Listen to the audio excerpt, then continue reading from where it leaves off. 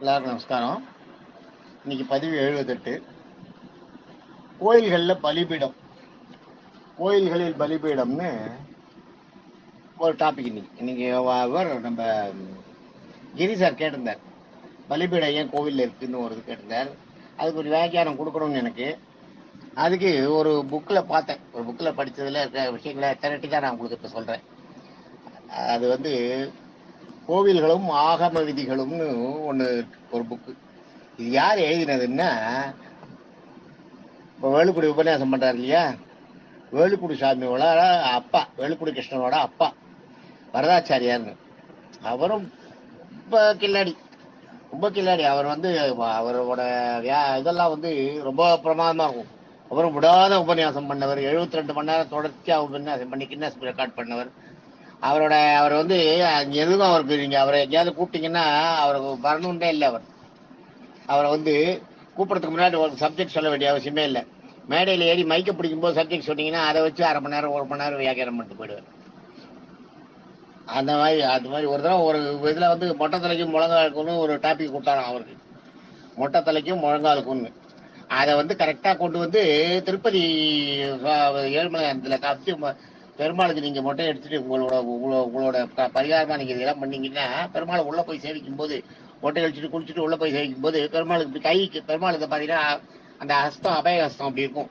கை என்ன சரணடை உன்னை காப்பாற்றுன்றது இருக்கும். அதனால வெளியில் நீங்கள் மொட்டை அடிச்சுட்டு எல்லாத்தையும் உங்களோட பாவம், உங்கள் மனசில் இருக்கிற அழுக்கையெல்லாம் நீக்கிட்டு நீங்கள் சுத்தமாக உள்ளே போய் பெருமாள் கை காட்டுற இடத்துல அந்த இதை அவரை சரணடைஞ்சிங்கன்னா உங்களுக்கு முக்தி கிடைக்கும்னு அதை மொட்டை தலைக்கும் முழங்காலுக்கும் முடிச்சு போட்டு ஒரு உபன்யாசமே பண்ணிட்டார் அவர்.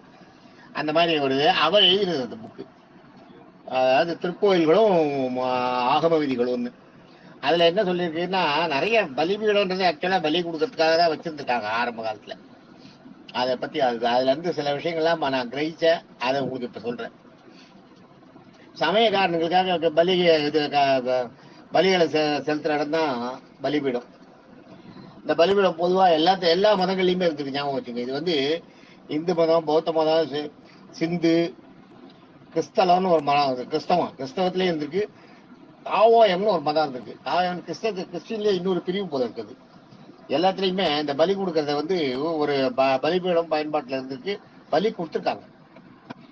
480 வருஷத்துக்கு முன்னாடியே கிரேக்கர்கள் பலிபீடத்தில் பலி கொடுத்த அந்த அடையாள சிற்பங்கள்லாம் இன்னும் இருக்கு. கிமு 480, அதாவது 2500 வருஷத்துக்கு முன்னாடியே, 2500 வருஷத்துக்கு முன்னாடியே இந்த பலி கொடுத்த விஷயங்களை சிற்பமாக செதுக்கி வச்சிருக்காங்க கிரேக்கர்ஸ். அதனால பலி கொடுக்கறதுன்றது எல்லாருமே அவங்க கடவுளுக்கு பலி கொடுக்கறதுன்றது கடவுளை ஒரு திருப்திப்படுத்துறதா ஒரு ஒரு ஐதீகம் வச்சுன்னு பண்ணியிருக்காங்க. அதனால படையல்னு வாங்க இது சில காரியங்களை சித்திக்கிறதுக்கும், நம்ம நினைச்ச காரியங்களை நடக்கிறதுக்கும் அதுக்காக பண்றது. இந்த இது பலிபீடத்துல பலி கொடுக்கறது. பலியில நரபலியும் இருந்திருக்கு. அந்த காலத்துல ஆரம்ப காலத்துல நரபலியும் இருந்திருக்கு. இந்த நரபலின்றது சாதாரணமா சைவ வைஷ்ணவ கோயில்கள்ல இல்லை. பட் இந்த ஊர்காவல் தெய்வங்கள்லாம் இருக்கு இல்லையா, அந்த மாதிரி இதுல எல்லாம் இந்த நரபலி செஞ்சது கொடுத்துட்டாங்க. ஆனா இப்ப அதெல்லாம் தடை பண்ணிட்டாங்க. பொதுவாகவே பலிபீடம்ன்றது என்னன்னா உங்களோட ஒரு பரிகாரத்தை நிறைவேற்றுற இடமா தான் இருந்தது. அது கூட எப்படின்னா, இந்த பலி கொடுக்குறவங்க யாரா இருக்கணும், யாரு பலி கொடுக்கணும், எல்லாரும் போய் பலி கொடுத்துருமா, யார் பலி கொடுக்கணும், எப்படி இருக்கிறவங்களே சில அவங்களோட அந்த சாமுத்திரிகா லட்சணம்னு அதெல்லாம் யாருக்கு இருக்கு, அந்த தெய்வத்தை எதை கேட்கறதோ அதைத்தான் கொடுக்கணும். அந்த மாதிரி பலியை கொடுக்கணும். பலி யாரால கொடுக்கணும், எப்ப கொடுக்கணும், எந்த மாதிரி சாமுத்திரிகா லட்சணத்தோட இருக்கிறவங்களை வச்சு கொடுக்கணும், அவங்கள எப்ப கொடுக்கணும், இதெல்லாம் பழங்காலத்துல இதுல சொல்லப்பட்டிருக்கு. தெய்வ அருள் வாக்குல சொல்லும், எனக்கு இப்படி வேணும் அப்படின்னு கேட்டோம்னா அந்த அந்த மாதிரி அந்த மாதிரி செய்யணும். அதே மாதிரி இந்த இதெல்லாம் எல்லா சமயத்துல பலிபீடத்துல எங்க கோயில்ல பலிபீடமே பலியிடப்படும் பீடம், பலிபீடம்ன்றது பலியிடப்படும் பீடம். அந்த இடமே எங்க இருக்கணும்ன்றது கோயில்ல குறிப்பிட்டிருக்காங்க. எந்த மாதிரி கோயில்கள்ல எங்க இருக்கணும்ன்றது. ஆரம்பத்துல உயிர் பலின்றது என்பது இந்து சமயத்துல கிராம தேவதைகள், ஊர்காவல் தெய்வங்களுக்கு முக்கியமா ஒன்னா இருந்து. ஊர்காவல் தெய்வங்கள்ன்றதெல்லாம் உங்களுக்கு தெரியும். முனீஸ்வரன், பிடாரி, அதெல்லாம் சொல்லுவாங்க. அங்காள பரமேஸ்வரி, அது மாதிரி அந்த தெய்வங்களுக்கெல்லாம் உயிர் பலி கொடுக்கறது ஒரு முக்கிய நிகழ்வு அந்த காலத்துல இருந்திருக்கு. கோயில்களில் வந்து பொதுவாக பலிபீடம் பார்த்தீங்கன்னா 3 அடுக்கு கொண்டதாக இருக்கும். பார்த்துருக்கீங்களா? மூணு மூணு ஸ்டெப் இருக்கும். அதில் மேலே வந்து தாமரை வடிவில் அந்த பீடம் இருக்கும். இது வந்து இந்த மாதிரி இருக்கிற பீடம் வந்து உயிர்களை பலி கொடுக்கறதுக்காக வச்சதில்லை. வைஷ்ணவ இந்து வைஷ்ணவ சிவன் கோயில், விஷ்ணு பெருமாள் கோயில் எல்லாம் பார்த்தீங்கன்னா இருக்கும். கீழே 3 அடுக்கு இருக்கும். 3 அடுக்கு பில்டிங் மாதிரி 3 அடுக்கு இருக்கும். அதுக்கு மேலே பார்த்தீங்கன்னா ஒரு தாமரை பூ இருக்கும். அது மேலே ஒரு பீடம் இருக்கும். அது வந்து இப்போ பலி வந்து உயிர் பலி கொடுக்கறதுக்காக பண்ணது இல்லை. அது என்னன்னா, உங்ககிட்ட வந்து நவரசம், நவபாவங்கள், நவபாவங்கள், உங்களோட உடம்புல இருக்க பாவங்கள், நவபாவங்கள் 9 விதமான பாவங்கள் உங்க உடம்புக்குள்ள இருக்கு.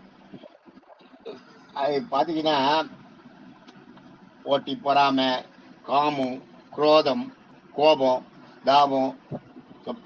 பொறாமன்றது தெரியும் நம்மளுக்கு, காமன்றதும் தெரியும். குரோதம்ன்றது வந்து எப்பயுமே ஒருத்தனை பத்தி கெட்ட மாதிரியாவே நினைக்கிறது, மனசுல கெட்டதாவே நினைக்கிறது. எப்படியாவது அவனை அழிச்சிட மாட்டோமா, எப்படியாவது அவனை கவுத்துற மாட்டோமா, அதுதான் குரோதம். அவனை பார்த்த உடனே பத்திக்குதுன்னு தெரியுமா? நம்ம இதுல உன்னை பார்த்தாலே எனக்கு பத்திக்குதுன்றமே, அதுதான் குரோதம். அந்த குரோதம் இருக்குது. கோபம், அளவுக்கு மிஞ்சின கோபம் தெரியும். தாபம்ன்றது என்னன்னா, அவனால பண்ண முடியாது, நம்மளால பண்ண முடியல. ஐயோ, அவனால பண்ண முடியாது, நம்மளால பண்ண முடியாது, நம்ம இப்படி இருக்குமே, அதுதான் தாபம். அந்த தாபம். சூதுன்றது தெரியும் உங்களுக்கு, ஏமாத்தி வஞ்சனம் பண்றது. வாதம் பண்ணி வச்சு வாதம் பண்றதுக்கே தயாரா இருக்குது. எதா இருந்தாலும் எந்த சப்ஜெக்ட் எல்லா சப்ஜெக்ட்லயும் வாதம் பண்ண அவசியம் இல்லை. நம்மளுக்கே நல்லா தெரியும், நம்ம சொல்றது தப்புன்றது நல்லாவே தெரியும் நம்மளுக்கு. ஆனாலும் விதண்டா வாதம் வாங்க தெரியுங்களா? அதுதான் விதண்டா வாதத்தை தான் இங்க வாதம்ன்றாங்க. அது மாதிரி வஞ்சனைன்றது நல்லது மாதிரி நடிச்சு எடுத்து க்ளோஸ் பண்றது, ஆளை க்ளோஸ் பண்றது, நடிப்பு. அதாவது வெளியில ஒண்ணு உள்ள ஒண்ணு வச்சு பேசுறது. துரோகம், செய்யறேன்னு சொல்லிட்டு செய்யாம விடுறது துரோகம். இதுதான். இது 9 தான் நவரச பாவங்கள். அதே ரசபாவங்கள் தான் சொல்றாங்க. நவரச பாவங்கள், ரசம், அதுலயும் ஒரு சுவை இருக்கான். நவரச பாவம். அப்பதானே உங்களுக்கு எப்பயுமே வெறும் ஒரு கல்லை வச்சுட்டு வெறும் மாணிக்க கல்லை வச்சீங்கன்னா தெரியாது. பக்கத்துல ஒரு சாதாரண கருங்கல்ல வச்சீங்கன்னா அந்த மாணிக்க கல்லுக்கும் கருங்கலுக்கும் வித்தியாசம் தெரியும்.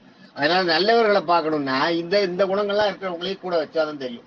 அது மாதிரி அந்த பாவங்களை எல்லாம் நீங்க கோயிலுக்கு உள்ள போகும்போது இந்த பலிபீடத்துக்கிட்ட பலியிட்டு போயிடணும். உங்ககிட்ட உங்க மனசுல இருக்க எல்லாத்தையும் பலியிட்டு உள்ள போய் நீங்க தெய்வத்தை சேவிச்சீங்கன்னா அதுக்கு அதுல உங்களுக்கு பெருமாளோட அனுகிரகம், சிவனோட அருள் கிடைக்கும் அப்படின்றது. இதுக்கு பேர் வந்து ஆன்மீக பலின்னு சொல்லியிருக்காங்க. அவர் சொல்லியிருக்கிறதுல வந்து எழுதிக்காது ஆன்மீக பலி. ஆன்மீக பலின்னா உங்களுடைய ஆன்மீகம் பெறுவதற்காக நீங்க கொடுக்குற பலி என்னன்னா, உங்க மனசுக்குள்ள வளர்ற குரோதங்களையும் இதையும் அழிக்கிறதுக்கு. அது மாதிரி பாத்தீங்கன்னா ஆகம இப்படி பலிபீடம் என்னன்னா, பலிபீடத்தோட உயரம் இருக்கு இல்லையா, அதுவும் உள்ள இருக்கிற மூலவர் இருக்காரு இல்லையா, மூலவரோட உயரமும் ஒன்னா இருக்கும். மூலவரோட பீடம் இருக்கு இல்லையா, அதுவும் பலிபீடமும் ஒரே ஹைட்ல இருக்கணும். அது வித்தியாசமா இருந்ததுன்னா அது ஆகம விதிக்கு முரணா பண்ணிருக்குன்னு அர்த்தம். அதே மாதிரி பலிபீடத்துல பாத்தீங்கன்னா எத்தனையோ டைப் ஆஃப் பலிபீடம் இருக்கு, நிறைய விதங்கள். பலிபீடத்துல வந்து பதுமம், நிதரவம், அபோதம், குமுதம், அசுரபத்தி, பாதுகா, ஜெகதி, இன்னும் எல்லாமே சொல்லியிருக்காங்க, நிறைய சொல்லியிருக்காங்க. அதெல்லாம் அதுல இருக்கு. அந்த மாதிரி வகைகள்லாம் பலிபீடத்துல அந்த செய்யற டிசைன், அமைப்பு, அதெல்லாம் அதுதான். சாதாரண உயிர் பலி கொடுக்குற பீடங்கள்லாம் பாத்தீங்கன்னா இந்த தாமரை பூ சேர்ந்த அந்த 3 அடுக்கு தாமரை பூ சேர்ந்த அமைப்பு இருக்கவே இருக்காது. வெறும் ஒரு கட்டை மாதிரி ரவுண்டா வச்சிருப்பாங்க, இல்ல வெறும் கல் மாதிரி ரவுண்டா வச்சிருப்பாங்க. அதுலதான் உயிர் பலி கொடுக்கறது. இந்த தாமரை பூ சேர்ந்த அந்த இதுல வந்து இதுக்கு இருக்கவே இருக்காது. சில கோவில்கள்ல பாத்தீங்கன்னா அந்த பாதம் இருக்கும், பெருமாளோட பாதமோ சிவனோட பாதமோ அதுல இருக்கும். அது சில இதுல இருக்காது. அதுக்கும் ஏதோ ஒரு காரணங்கள் இருக்கு. அந்த பாதத்தை எதுன்னு சில கோயிலோட ஆகம விதி, அந்த கோயில்கள் எதை சேர்ந்தது, பாஞ்சராத்திர இதை சேர்ந்ததா, வைகானசத்தை சேர்ந்ததா, அதே மாதிரி சிவன்லயும் நிறைய அதெல்லாம் இருக்கு. அது மாதிரி எதுல சேர்ந்ததுன்றதை பார்த்து சில கோயில்களுக்கு அந்த மாதிரி கோயில்களுக்கு சில இது இருக்கும், இருக்காது. அது மாதிரி சாதாரண சிவன் கோயில் இருக்க அந்த பலிபீடத்துக்கு பாத்தீங்கன்னா பலிபத்ரலிங்கம்னு பேர். பெருமாள் கோயில் இருக்கிறத பார்த்தீங்கன்னா ஸ்ரீபத்ர புஷ்பம் அப்படின்னு பேர் பெருமாள் கோயில் இருக்கிறதுக்கு.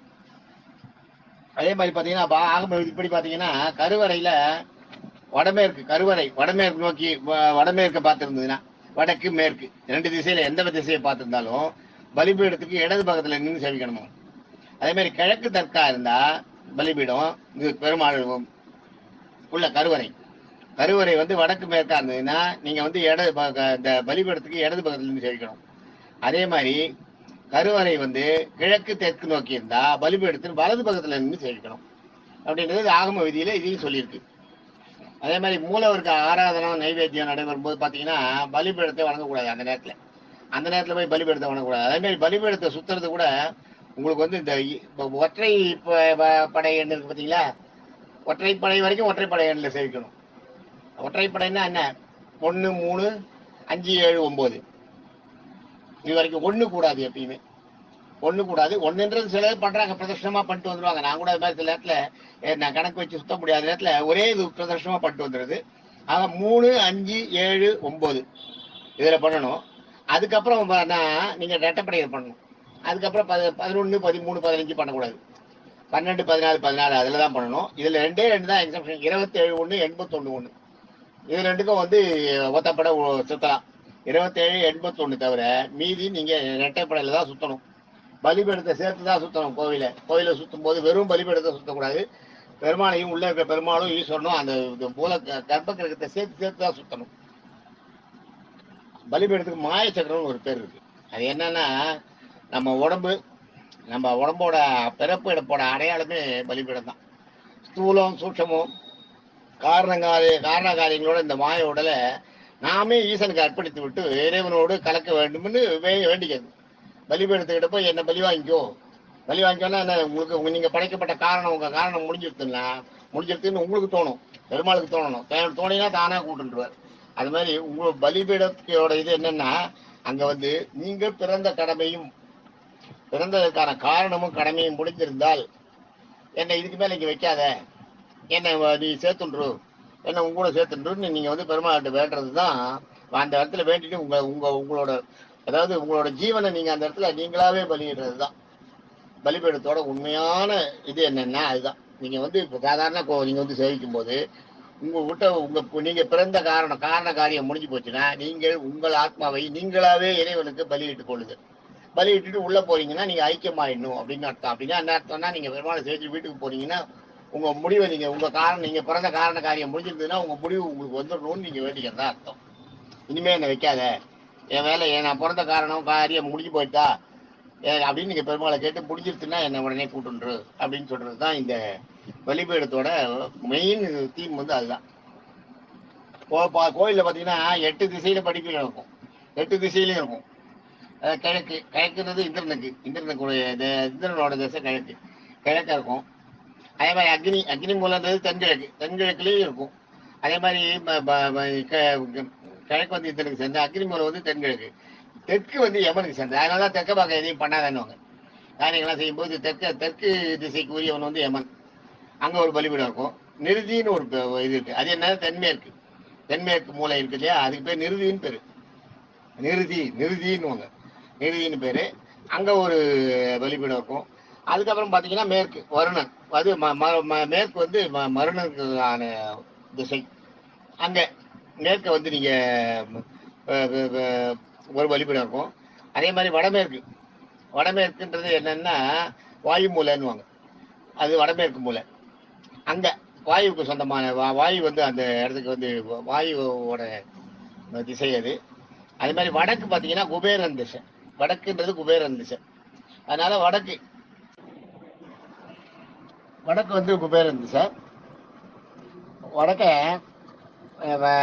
அந்த வடக்குல ஒரு பலிபீடம் இருக்கும். அதே மாதிரி ஈசான்யன்றது வடகிழக்கு அந்த இடத்துலயும் ஒரு பலிபீடம் இருக்கும். இது அஷ்டதிக்கு பாலகர்கள் பரிவார தேவதைகளுக்கான பலிபீடம். இது நிறைய பெரும்பாலும் கோயில்கள் இருக்கும். எல்லா கோயில்களையும் இருக்கணும். ஆனா இவங்களால வைக்க முடியலையா என்னன்றது தெரியல. எல்லா கோயில்களையும் இருக்கணும் சாதாரணமா.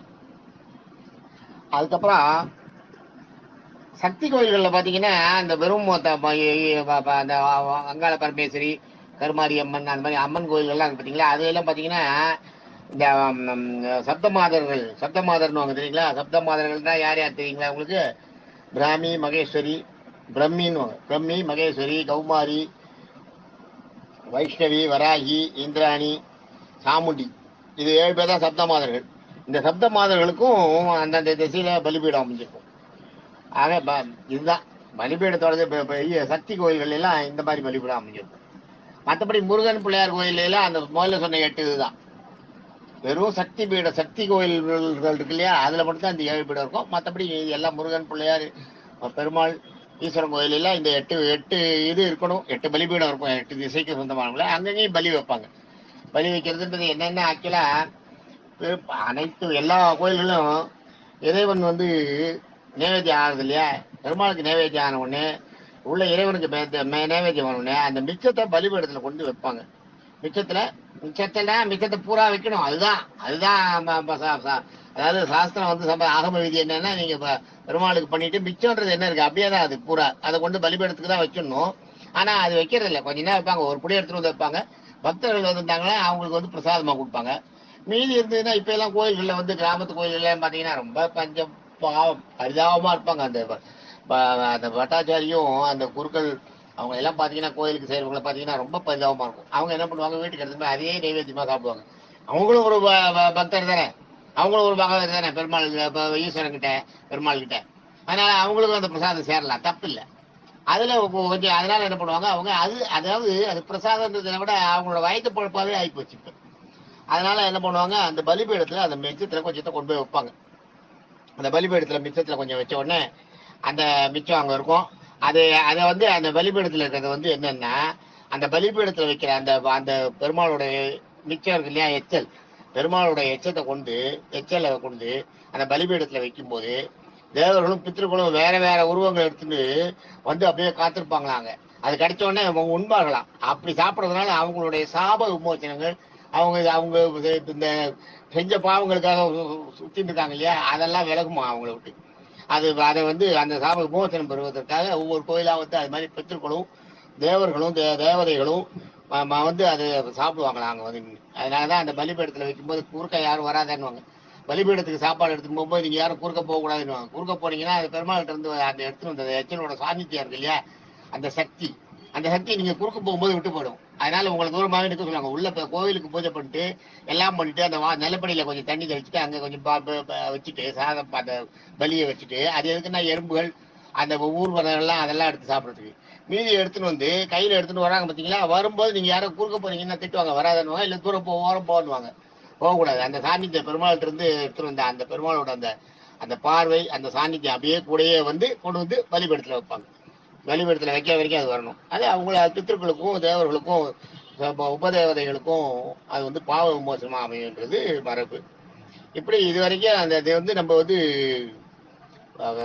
பலிபீடத்தை பத்தின விஷயம். இதுல ஒரு 50% வந்து நம்ம வரதாச்சாரியார் சொன்ன அந்த எழுதின புக்ல இருந்து நான் பார்த்து நோட் பண்ணது. மீதி 50% பல இடத்துல நான் அப்பப்போ நோட் பண்ணி வச்சிருப்பேன், என்னோட டைரி எல்லாம் இருக்கும், அதை பார்த்து அதுல இருந்து எடுத்தது. தேங்க்யூ.